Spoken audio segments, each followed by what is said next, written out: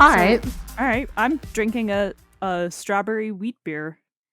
Oh, that sounds delightful. It is. It's made by a local brewing company. Strawberry. Strawberry. Do you like a wheat beer? Yes, I like a wheat beer. I'm not much of a. I like my beers on the lighter, fluffier side.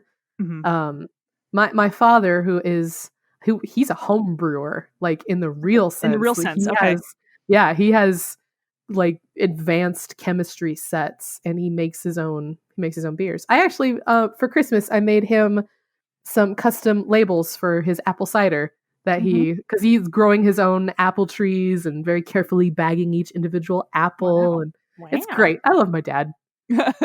He's such a weird guy. I love him.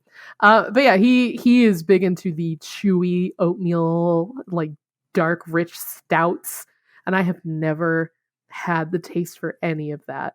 I when I drink beer, which isn't often, Mhm. it's a hoppy little number. It's a blonde. It's a ditzy blonde. Yeah, so I usually buy a 6-pack on payday and then I drink it over the course of 2 weeks, which or longer, which kind of tells you how infrequently I have a beer. Yeah. Uh Sometimes that 6-pack lasts a month, maybe 2. I don't know. I don't drink it all the time. But then I had bought myself a 6-pack, and then we went away for a minis weekend, and then it is custom to bring the host an alcohol, typically beer. Mhm. So I bought another 6-pack of the same kind of beer because it was really good, and I took it up there, and then I had more, and then I hosted a party, and my friends are all beer drinkers, so I bought a case of beer, and then most of that came home with me, and then a friend of mine gave me a bunch of beer for my birthday, so I have a fridge full of beer, so I've been drinking more frequently than I usually do, which is still like, oh, I have had a beer with dinner 2 nights this week instead of 1. Ooh, Oh, the like, luxury.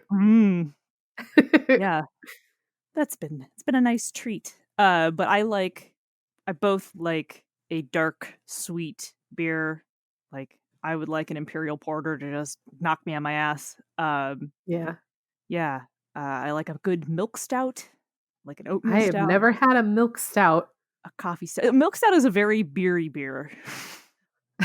Well, like, A beery beer. yeah, well, like some I was drinking my fake craft beer, which is the Blue Moon Mango Seasonal, which tastes like biting into a mango that's also fizzy.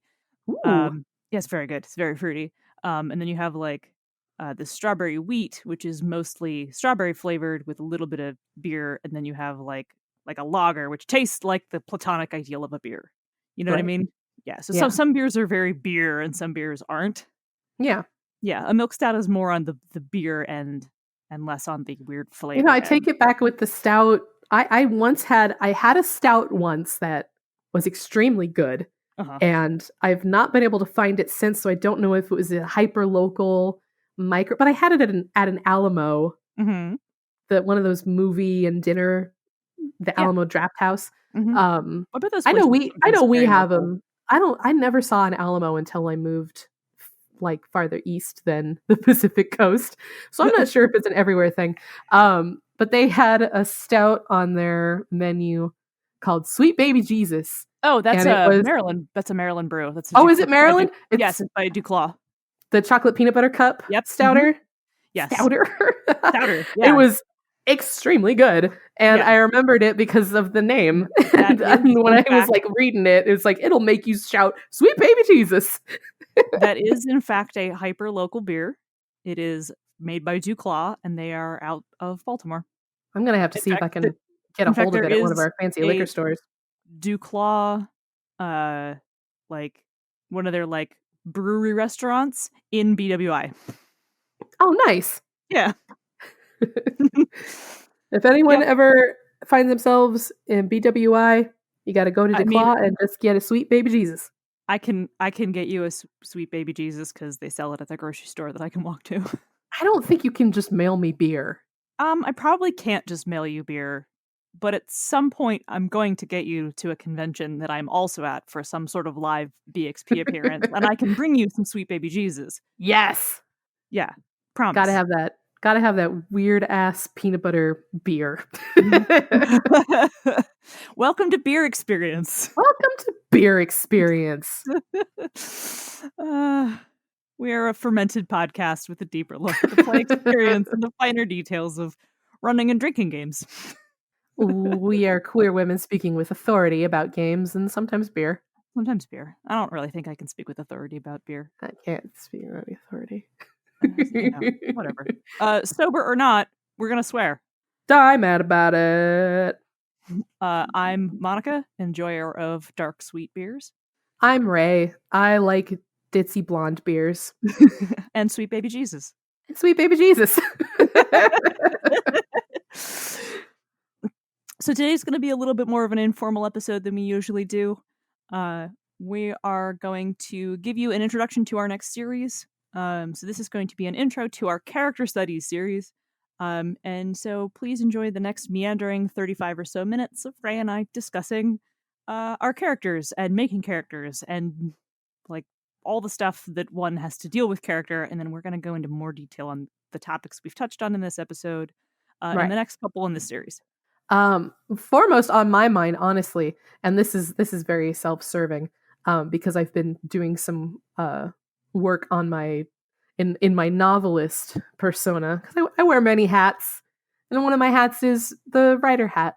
One of the projects I've been noodling about with involves role playing as a means to like kind of explore areas of personal growth that you would be uncomfortable with facing personally, if that makes sense. Yeah, that makes like sense. using role playing to sort out your own shit. Right. And I know that is some pretty heavy shit compared to like, where do you put the dots on your character sheet? But I think that when you build a character to play out in a game, there's an opportunity there to try something new, in a sense of like, you know, something that you personally are interested in but haven't really put yourself in the shoes of. Does that make any sense? Yeah, no, it does, because I think it's also a good time to try to put yourself outside of your... Oh, shit. I picked over a tin of tea. Oh, no! Yeah, not loose leaf tea. I'll get it later. I think it's a good time to expand your horizons, to put yourself in someone else's shoes, whether that's playing someone of a different gender or different race, or putting yourself in the mindset of being something totally alien. Yeah. Or thinking about being someone with a different background than you. And I think if you do that with research and respect, it helps you grow as a person. It could also be a way for you to face things that are definitely already a part of you that maybe you don't have the resources or maybe the comfort level to deal with at face value. Mm-hmm. Like if you understand that, I don't know, maybe you've got issues with just like toxic family members, but you aren't ready to deal with it like in your own life. It's really easy to project that stuff onto a character that isn't real, that you have some control over how they act and what happens, and you can work through these scenarios on your own, which sounds really heavy for I'm just playing a tiefling sorcerer. But that, you know, if you're like, I'm dealing with latent anger at my father, maybe your tiefling has a shitty demon dad, and that's part of your character hook, and you like work through that stuff, or you get to have the joy of, you know, playing someone who gets to be openly angry at this person that you don't feel like you can be angry at in real life. Yeah, it can also be cathartic to frame an antagonist as sort of a metaphor for like, yeah, a shitty parent or whatever, who you cannot beat the shit out of in real life, you know? Yeah. Yeah. Maybe that's not the most healthy way to deal with that, but like that can be very cathartic. But that can also that can expand it beyond the personal stakes into the, you know, the broader, I'm frustrated about my country's political climate. All right, cool. I want to play a Star Wars game where we just beat the shit out of a bunch of clone troopers, because that's a pretty good stand-in for a nascent fascist nation. So that's great. You work it out. Yeah, I mean, oh, hi, dog. What's up, Brittany? Time to play the dog drums. Hey. I'm sorry, continue. I think there's value in having, the catharsis of just straight up bad guys who you can punch. Yep. I think Yeah. that gets a little bit more into like running a game and storytelling than it does with character, but I get where you're going. Yeah. Yeah. I think that that's also on my mind because I saw a bunch of people getting shitty mad about people don't play role playing games right now that there's all these That's actual plays that are that's character driven and I'm story sorry? based, and What? it should be about min maxing your guy and getting loot. Excuse me? And yeah, apparently there are people out there that are mad that people are experiencing emotional growth through role playing. So I feel like maybe address it a little bit. I've always used role playing as emotional growth Right? It's or working through shit or stereotypes or oh, my door is open so I can't be as candid as I want. Hang on, I'll be right back. all right, hang on. Close the door. Go do it. Henry, get all your noises out now. My dog came in for an ass scratching and then he just left. I think everybody, when you make a character, I think everybody brings a little tiny piece of themselves to that character regardless. Yes, Like, I think absolutely. no matter what kind of character you make, there is some fragment of yourself, good or bad, in there. Yes. Many, many, many years ago, I was in a Rogue Trader game that was going on for it had gone on for a while. And you by the rule per the rules, you can only have one Rogue Trader in a Rogue Trader game. Are you even vaguely familiar with the concept of this game? Nope. Okay, it's a 40K game first off, but it is the uh, one that I think is the best. okay. And it is Rogue Traders are basically like the East India Company of the Imperium. So like their job is to go make money and be space capitalists. Except in the 40K universe, that's actually like the least worst option. Oh, okay. So they're Fuck. like allowed to hang out with like rogue magic users and trade with aliens and uh you know go colonize space for the emperor and do all these things that would be heresy otherwise because you have this basically carte blanche thing from the imperium that says go do all these things that we would normally frown upon if it makes us money basically. So while the premise is like, I mean, you have to understand that the 40K universe isn't exactly a super moral place to begin with. So Yeah, it's sort of a gray and darker gray morality, right? yeah, so bearing that in mind, uh, you know, go. This is the one part where you get to go be friends with people, and it's still not that great. So like you have a bit of scum and villainy, and I think that's fun, like that scum and villainy concept. Yeah. Um, so you get to fly around in this big baroque spaceship and wear these big overwrought clothes with skulls and prayer strips on them and be friends with aliens and trade in filthy lucre and you know uh do all this do all this wild wacky badass space adventures in space sort of thing. And I think it's the 40K game most inclined towards explore space, see what's out there, trade with these weird things, get yourself in danger, dig a hole, try to get out of it. Shit, that's heresy. Like it's Oops, I did a heresy. oops, I did a heresy. Oops, this has been heretical this whole time. Oops, all heresy. Oops, all heresy. uh, and only one PC per the rules can be the rogue trader, who is like the party person in charge. But I was in this game, and we decided that since the council has made a dumbass decision, we've elected to ignore it. Uh-huh. And there were two, and we were. My character was a con woman named Brie, spelled like the cheese. Her whole Okay. name was a cheese joke. You could have And just gone with like Brie Larson. It had to be no, cheese. no, because the whole name was a cheese joke. Ah, all right. I had like I was a con woman, so I had this really long overwrought name that was just 4 different types of cheese. The first name being Brie. It's probably not even her real name.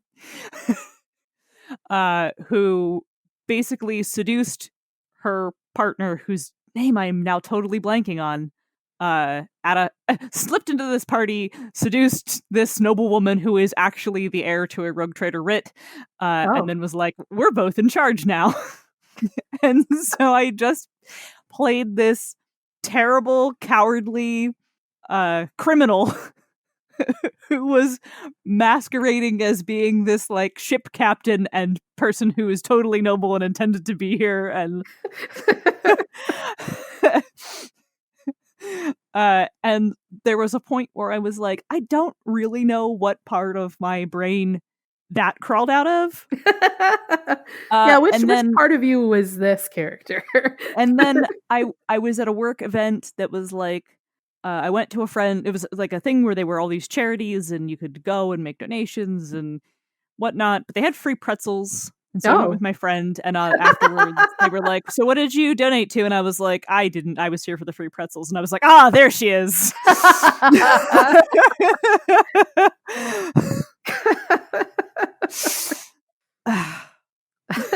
I was just here for the free pretzels. Yeah. That's good. That's great. Yeah. Yeah. Do you have any? I could also tell you stories about things that are not about the funny bad parts of me. I was trying to think of the funny parts, but the first thing that came to mind when we were talking about, oh yeah, all your characters have like some part of you, for good or for Mhm. ill. I immediately thought of Jade River, who I had come up with as just a cool what if alternate universe character who was the daughter of one of my previous characters and someone else's character, but her family had been broken and her mother was dead and she was under this extreme pressure to be exactly like her father. And I remember at one point when I realized that I had accidentally recreated my own family for this poor character because Oh. my parents had just divorced and my father was a lot like this character's mother and my mother is a lot like this character's father. And I had completely like recreated this dynamic without even realizing it until I think pretty soon, pretty close to the end of the campaign, when I was like, oh shit, I need therapy or something. I've done that too. Yeah. The moment where you go, oh no, this means I need therapy, doesn't it? Yeah. Oh, gee. Yeah. I mean, the time that I did something like that and I went, oh, this is my family, uh, was very exaggerated. Like, it wasn't like it, uh, my father has never actually killed anyone. you know, uh, it was for a D&D game, so it was pretty exaggerated and framed in a fantasy setting context. So like, I'm not an alcoholic or an insomniac, which were two traits that my character had. But here I was playing this warlord who had like left her family, who's after her evil paladin father was trying to impose religious expectations on her and like was going to become a paladin of Bane and fled that temple and like I'm like, oh, this is you talking about your dealing with being Catholic, etc. Oh boy. Way to go, Monica. To leave to go to these like free cities to become a mercenary and run my own military unit with blackjack and hookers, and uh only to encounter her dad later, who would ultimately rout her army and kill her lover. My father has never killed any of my significant others, fortunately. That's uh good. that would be a really big problem if that was the case. uh and like my dad wasn't the parent I had a lot of problems with either. Yeah. Yeah. uh oldest of three kids, has a fraught relationship with the middle sibling and a good relationship with the youngest. What? Monica, stop. And it was like like you said with Jade River, that character was very much sort of an encapsulation of where I was at like 25. Yeah. Yeah. Yeah. And you just have this moment of like, oh, fuck. Yeah. I just made my life in a weird fantasy diorama shoebox. Right. Yeah. I just did this and I made it more interesting. Yeah. I made it with I made my life, but with Kung Fu. Yeah. Yeah. Exactly. With Kung Fu supernatural powers. Forbidden gods, Yeah. More And interesting that way. In sort of true to life fashion, that character then kind of made their own family with the people that she was surrounded by. Yeah. Yeah. Yeah. Found family's a big thing. Yeah. Especially when it comes down to role playing, because a lot of the time you're not role playing a party of everyone related to you. Mhm. And you're playing with your friends, and yeah.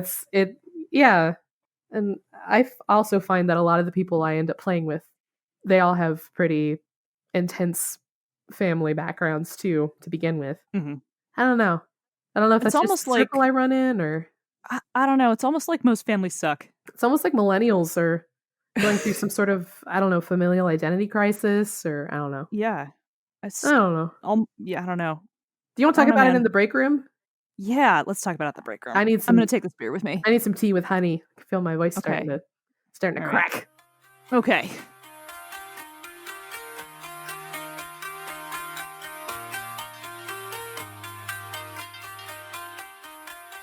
BXP and the mid-episode break room are brought to you by the Misdirected Mark Network. Did you see I put the copy at the very top of the outline? What? The very top of the outline now. It's mid-episode break copy, so we don't have to keep copying and pasting. You just go to the very top. Look at that. I'm helping. Cool. I was reading off the stuff we had prepped from our previous episode, but that's helpful. Yeah. Yeah. No problem. Yeah. Become a BXP patron. Become a BXP patron. Even $3 a month gets you access to our outline, a mini episode of bonus. A mini episode? 2 mini episodes of bonus content every month. Too many episodes of bonus content. God, and Monica, get your play. shit together. And an actual play. Which, by the time you're listening to this, will already be out, but we recorded it last night. Yes. Very excited for where this is going. Mm-hmm. Honestly, I am. I keep thinking about it. Oh, yeah? A little bit that we got of character interaction with my character and Raylia's. Raylia's? Yeah. All right, I'll edit it in so I sound more confident when I say her name. Okay. The interaction I got between my character and Raylia's, I already have just this extremely vibrant picture of how my character feels about her and why, and I'm very excited about where this is going. I'm such an RPG romantic at heart that I'm already ooh. Anyway, it's very exciting. Our actual play is super good. You should donate to our Patreon so you can have it. It is currently an actual play of Lady Blackbird, and we have a second game queued up after it. Mini bonus content goes up twice a month. And if you'd rather support BXP without committing to monthly payments, don't worry, you can still buy a coffee. That is ko-fi.com/BXPcast, and buy our stuff, including products made by our guests. You can also check out our merch page with t-shirts, including the... Why did I make an air horn noise? Oh, it's not coffee.com bonus. Hang on. Did I get it in wrong? What? Did you? Let me see. No. No? No. Hang on. Have we been getting coffee still? Oh, my page. I think everybody who bought us coffee became patrons. Good for to be honest. Them. Yeah. Anyway, you can get our merch, which is the cool sparkling water logo t-shirts and all that other stuff. T-shirts. I'm gonna edit it. Hang on. Beep. Ko-fi.com/bonusexp. Beep. All right, now you can. T-shirts, mugs, phone cases, notebooks, and more. Treat yourself to something cool and support us while doing it. bxpcast.com/bxpswag. What? Yeah, get that swag. Get that swag. Also, when you were pause, I froze in place. We can see each other. Free Freeze frame. If you like BXP, you'll love this misdirected Mark show. Bone, Stone, and Obsidian. Wayne and Robert take deeply dives into the Dark Sun setting and discuss it across all editions of D&D. You want to take another Dark take on that Sun one? is probably my favorite You did D&D say setting. deeply So dives. that's cool. That's my endorsement. And now back to our show. Did I mute myself? Listen to me. You still there? Hello? Did I hang up? No. Oh, God. Did I get disconnected? Hello? It's showing me it's talking, but you can't hear me. That's not good. I accidentally muted my goddamn speakers. Hello. Hi. I recommend that you take another take on the Bone, Stone, and Obsidian because you said that they take deeply dives. Wow. Bone, Stone, and Obsidian. Wayne and Robert take monthly deep dives into the Dark Sun setting and discuss it across all editions of D&D. What's the Dark Sun setting, though? It's the desert one where magic is all fucked and like sucks the life out of things, and there aren't gods, there are sorcerer kings, and like because it's a weird magic So it's like desert. sword and sorcery, like Conan the Barbarian style? Yes. Ooh. And there are psychics, because magic's so fucked up, and because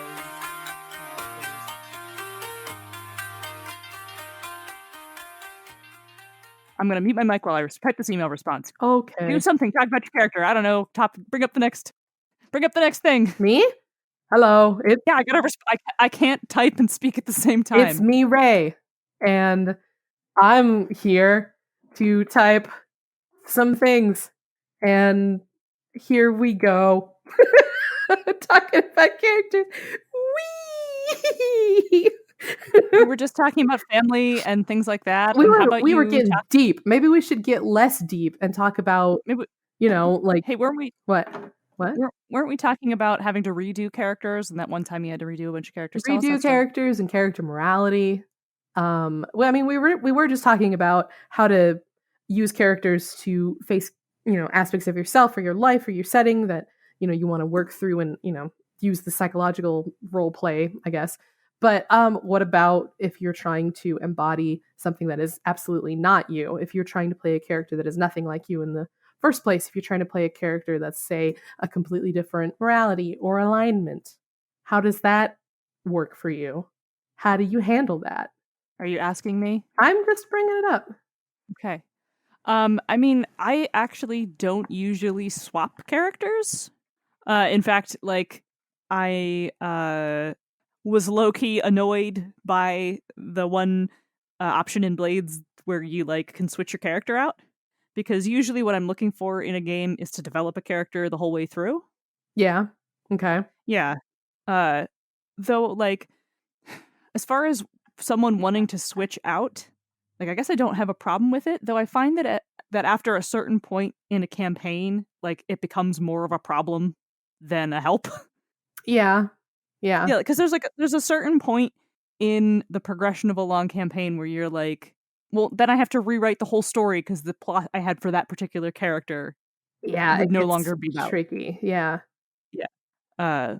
So I think there is a reasonable I think there's a reasonable statute on when you can say no as a GM, but I think that's a different topic. Yeah, that gets tricky for me too. I think that's something we should actually absolutely cover when we get to that episode, because it's come up, honestly. I think both of us have had a time when either we wanted to change our character but it was kind of late in the game, or we were running a game and someone was having character issues where they needed to change their character. And that's such a tricky thing to deal with. I do know, like I said before, I was off camera though. The one time I had like this chronic recurring issue of this character is not doing it for me. I need to change my character. I want a new character now.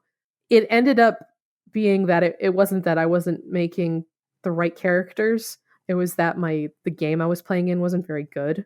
That the GM was not particularly good. And I try to be really charitable when it comes to game mastering, because it's hard, man. It sucks. I mean, it doesn't suck, but it can be really difficult. But this person was not a good GM. Like the kind of the pinnacle of everything I I rail against when we do these episodes. But I was determined to stay in this game, and I hadn't yet identified, oh, it's because the GM's a dick. So I just kept thinking, I'll just make another character, and then I'll have fun. And, sometimes the problem isn't you. Yeah, sometimes the problem isn't you. The one time I swapped a character out, like, I was actually the beginning of our Godbound game, and like everybody was playing these delightfully weird characters, and like I was trying to play kind of a straight man and also like party healer, and it just wasn't funny. Like I Yeah. didn't if you want to be sort of the party straight man, you have to have someone troll you the whole time. Yeah, you have to have someone trying to test you. Right, you really have to have a part your funny guy to be your comedy duo. Like that's what makes that funny. Um and like I didn't really have someone to play off of. So like being the normal stoic badass in this group of weirdos uh just wasn't fun. Like Yeah. it didn't click. uh I didn't really have a niche either as a character or mechanically. um and I just was like, Henry, I'm just not enjoying this, can I redo it? And that was like 2 sessions in. That's not so So bad. 2 sessions is yeah, not no, at all a yeah, problem. it may have been a little longer than that, but it was really early in the game. It was not so long that I had established allies, I had built up resources, I had a whole plot line I was following, you know, I hadn't done anything. And then I made my own weirdo, uh, who was much better. And still sort of the party straight man. But still weird enough to fit in. Yeah. I think that's a completely valid reason to redo a guy. If it just doesn't, for some reason, it's not meshing with the party or not meshing with the theme of the game, that's a completely Yeah. valid reason to go in and redo it. And I bet the GM would be thankful for it too, because they want to make sure everybody's having a good time and grooving with the game. Yeah. I mean, and also like a player who is enjoying um a player who is enjoying themselves is tuned into your game. Yes. They're not tuned out. Uh so I guess to wrap up this discussion, let me go back to the changing a character. I mean changing the character's narrative. Oh. Like so like let's say I'm playing, a tiefling warlock named Schadenfreude, uh, and Uh-huh. like I I have this particular plot line about, our evil parents or whatever, my revenge plot against my demon dad, and like our whole group is invested in this plot line of Schadenfreude getting revenge against their father. And then while we're all invested in that, I'm like, I don't want to play a tiefling warlock anymore, and then I decide to play an elf druid instead. Uh. Like, I think that's I think there's some fairness there to be like, well, no, can we finish the story arc or whatever? Yeah. See, that's where it gets Because tricky for me, because 'cause I'm right, like, "Man, I want you because to have fun. If you're not having fun with this character, then I don't think you should play that character." But also, you're horning in on everybody else's fun at that point, because everybody else has been playing with your character and is invested in your character, and the right, storyline revolves around your around character. your character. So, it gets And tricky. like a good GM will be switching the spotlight, and so that maybe that's your story arc. And it's also a little shitty to screw out on your GM who's worked hard for that. Yeah. Yeah, it is.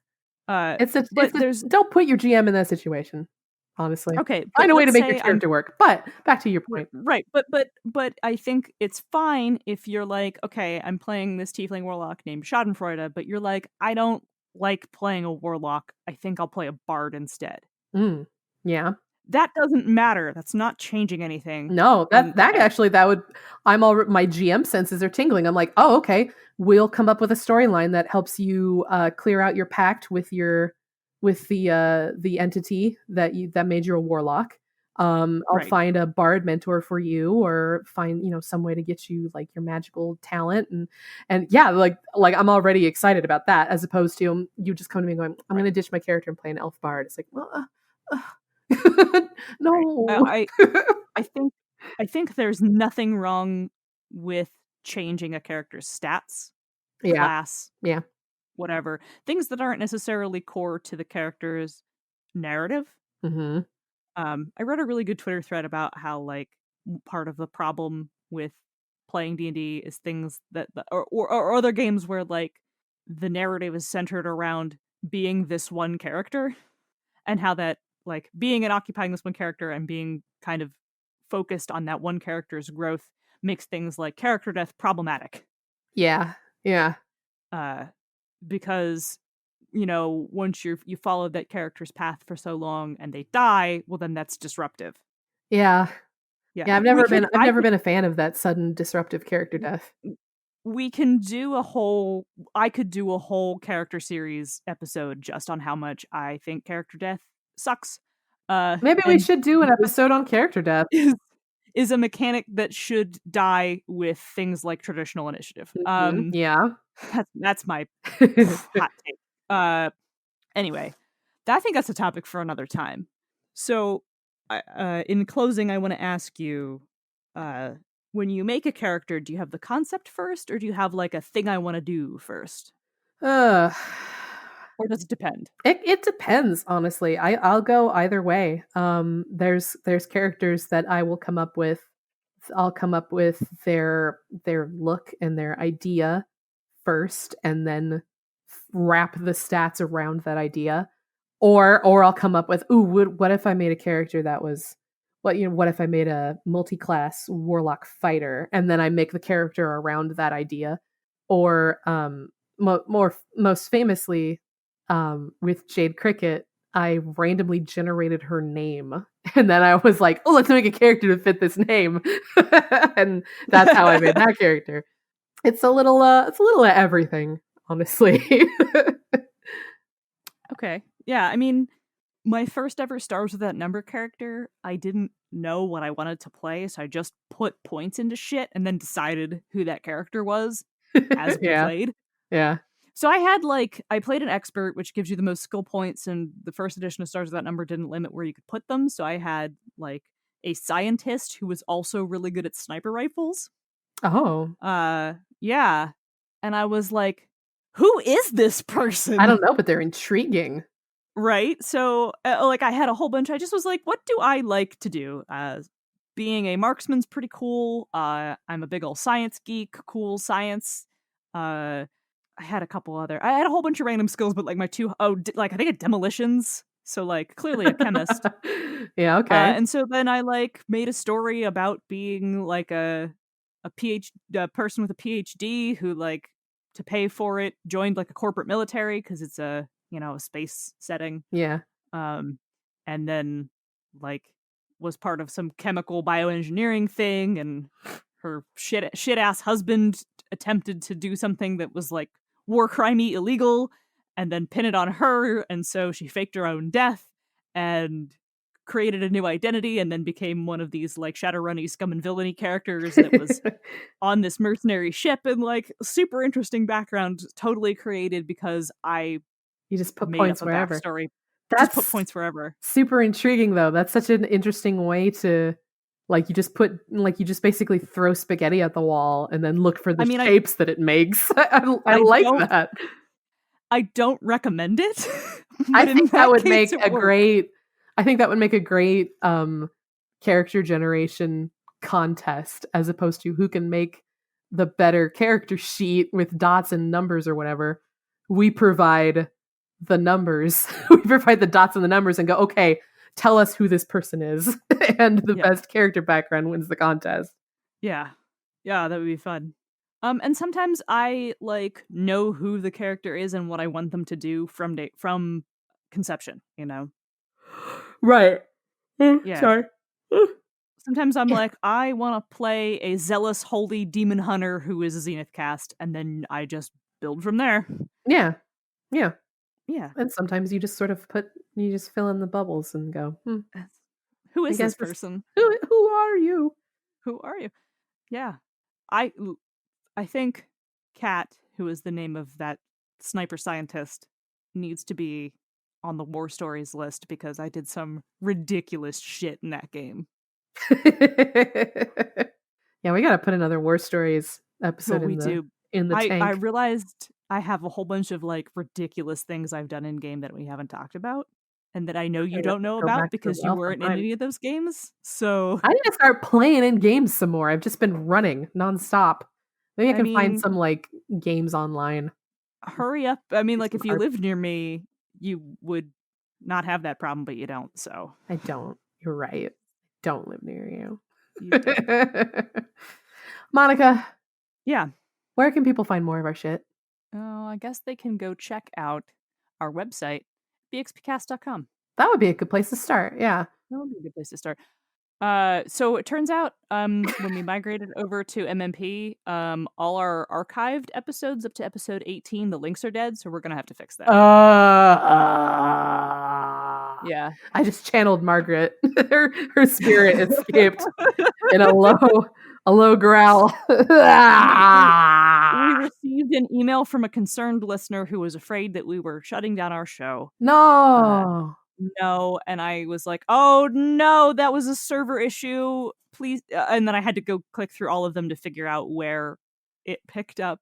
It's episode 18. So if you're going through the archive, you can go to bxpcast.com and start with episode 18. They're not sequential. The only thing you'll be missing is maybe the Margaret joke. The conception of the Margaret joke. We'll get it fixed. Also, We will get it fixed. where's our Twitter? You can find us at bonus expcast. But what? At Where? bonus expcast on Twitter. You just said Twitter. Yes. Okay. Also, email us. My dog is barking and I'm very tired. Where? Email us, why don't you? Email us, why don't you? bonusexpcast@gmail.com. Excellent. Excellent. All right. You sound like you need to go to bed. I'm still a little bit sick. Oh. And I hear my dog barking and I gotta go kill him. All right. Okay. I'm sorry. I gotta go kill my dog. Okay. I'm going to finish this beer and get in the shower. So I'm going to go get naked. And I'll see you later. Okay. I'm gonna go get naked. All right, have fun. And don't forget to change it if you want to. Yeah, don't forget. Change it if you want to.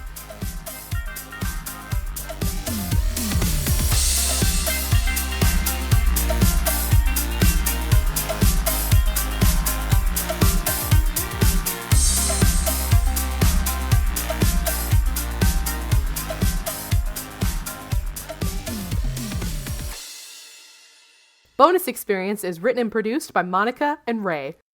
Our logo and art are by Nino Studios.